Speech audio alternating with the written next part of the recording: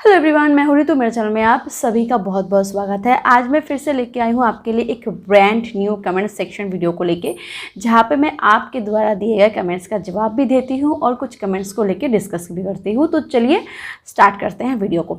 सबसे पहले बात करते हैं फर्स्ट कमेंट जो कि मेरे पास आई है दीपक सिंह भूमिहार की तरफ से। उन्होंने कहा है कि मेरी बीवी थोड़ी काली है, उसे गोरा होने के लिए क्या करें, क्योंकि हमें गोरी लड़की पसंद है और मैं उससे बहुत प्यार भी करती हूँ।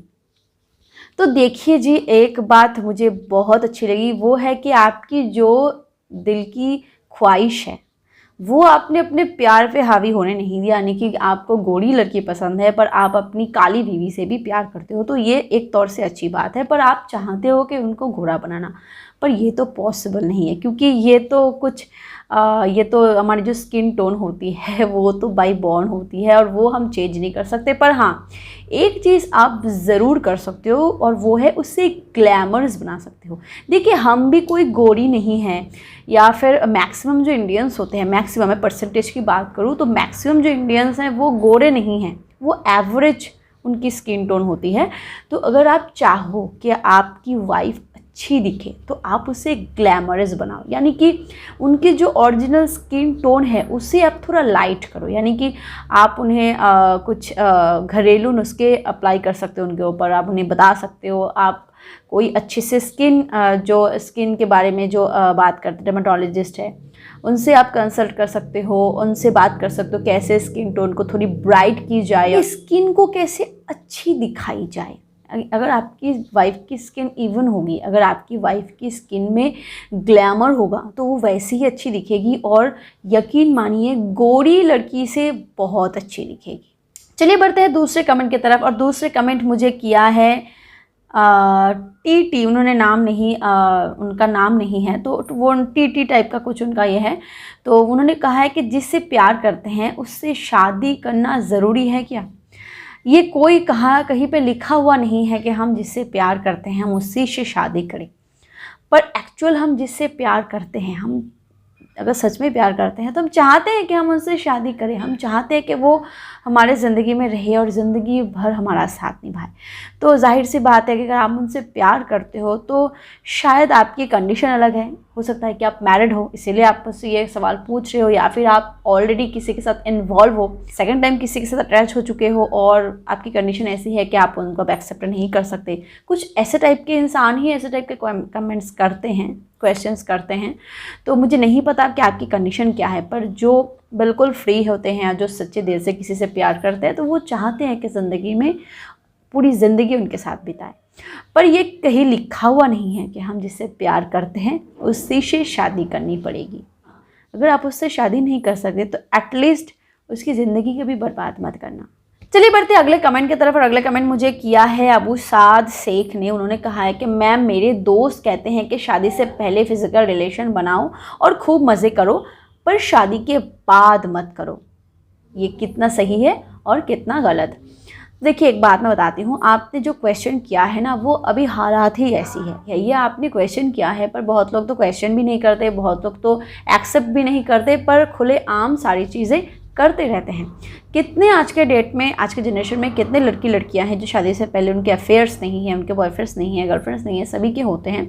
पर हाँ, एक बात तो सही है जो आपके दोस्त ने बताई है, शादी के बाद कुछ मत करो। इसका रीज़न ये है कि आप जब किसी के साथ कमिटेड हो जाते हो ना, तो एक लॉयल्टी की बात आ जाती है, एक ट्रस्ट की बात आ जाती है, एक मतलब कमिटमेंट की बात आ जाती है। तो उस सिचुएशन में किसी और से फिर इन्वॉल्व होना, तो इसका मतलब है कि आप इसको धोखा दे रहे हो या फिर कुछ और। तो ये नहीं करनी चाहिए। अगर आपके पार्टनर भी अच्छे हैं, लॉयल है, तो फिर उसको धोखा नहीं देना चाहिए। शादी से पहले मैं कहूँ या ना कहूँ वो बात की बात है, पर सभी शादी से पहले अफेयर्स बनाते भी हैं, रखते भी हैं, करते भी हैं, सब कुछ करते हैं। चलिए बढ़ते हैं अगले कमेंट की तरफ। और अगले कमेंट मुझे किया है ब्रिजेश कुमार ने। उन्होंने कहा है कि मैम, आप इतनी गोरी हो कि मेकअप करके वीडियोस बनाती हो। देखिए, एक बात मैं आपको साफ साफ बता दूं कि मेकअप जो होती है ना, वो देखिए चेहरे पे की जाती है। मेकअप हम पूरे बॉडी पे नहीं कर सकते। और मेरी जो स्किन टोन है, ये मेरी ओरिजिनल स्किन टोन है, ये सब ओरिजिनल है, ठीक है। अब कितना फ़र्क है मेरे दूसरे स्किन टोन के साथ मेरी फेस का मुझे नहीं पता, थोड़ी बहुत करनी पड़ती है। जैसे थोड़ा जब बहुत गर्मी होती है तो हल्का फेस पाउडर यूज़ कर लेते हैं, फिर ठंडी का टाइम है तो मेकअप यूज़ नहीं करनी पड़ती। और ये जो आप देख रहे हो ना, थोड़ा सफ़ेद सफ़ेद जैसा जो आपको दिख रहा है, ये रिंग लाइट का इफेक्ट है। यानी कि जब हम वीडियो बनाते हैं तो ये सामने से एक रिंग लाइट हमें देनी पड़ती है ताकि आपको पूरी पिक्चर जो है वो साफ दिखे। इसी की वजह से जो हमारी फेस होती है वो थोड़ी ब्राइट हो जाती है। और दूसरी कोई बात नहीं है, मैं कोई भी मेकअप नहीं करती हूँ, ये ओरिजिनल है, बिल्कुल ओरिजिनल।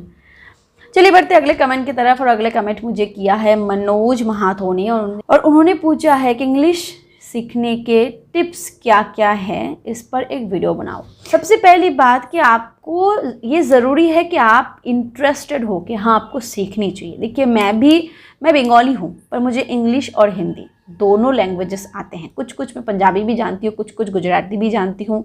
मतलब बोल नहीं पाती हूँ पर समझ जाती हूँ कि लोग क्या कह रहे हैं।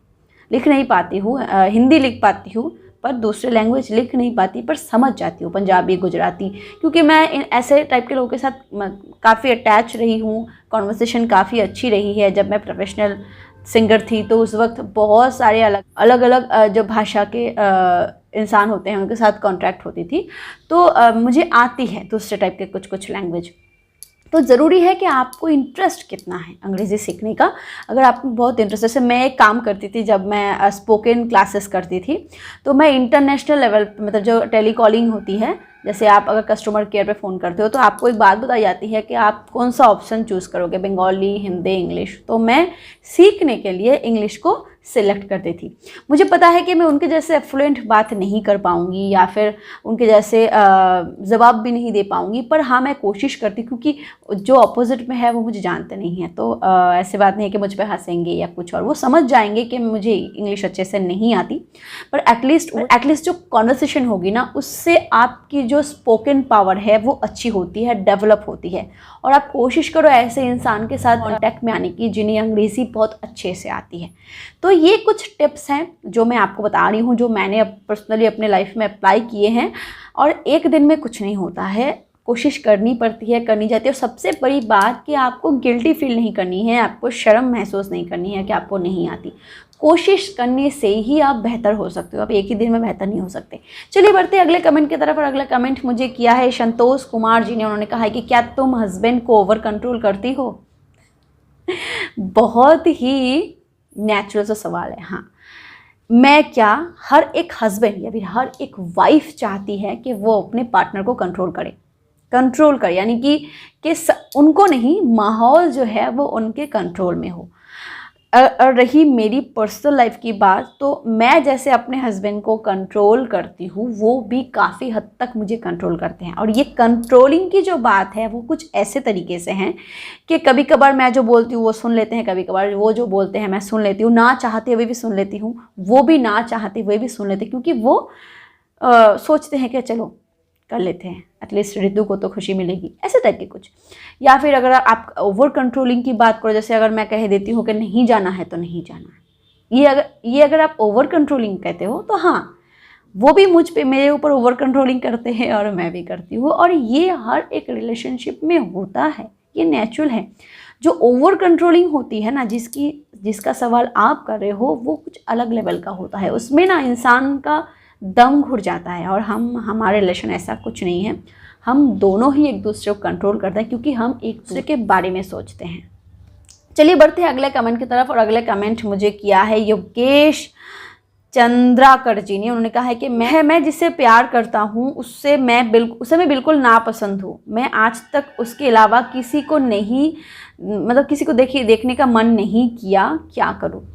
देखिए योगेश जी, ये ना एक बहुत सीरियस मुद्दा है। क्या होता है ना, आप नहीं, बहुत सारे इंसान ऐसे होते हैं जो जिससे प्यार करते हैं, जिसको पसंद करते हैं, उसके साथ ज़िंदगी बिताने के बारे में सोचते हैं, लगभग हर कोई।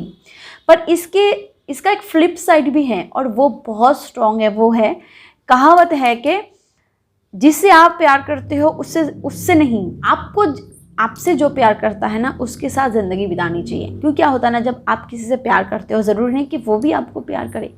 और तब ना पूरी जो आपकी रिलेशनशिप है ज़िंदगी भर के लिए बोझ बन जाती है कि हर चीज़ आपको माननी पड़ती है, हर चीज़ आपको मनानी पड़ती है। वो आपको हो सकता है कि बात बात पे ताना दे के तुमने ये किया वो किया, पर अगर आप उसके साथ ज़िंदगी बिताते हो जो आपको प्यार करता है ना, तो आप सुखी रहते हो, क्योंकि वो आपके बारे में सोचता है, आपका पसंद नापसंद, आप क्या खाना पसंद करते हो, कहाँ जाना पसंद करते हो, किससे आपको खुशी मिलती है, ये सारी चीज़ें वो देखते हैं, सोचते हैं और मानते हैं।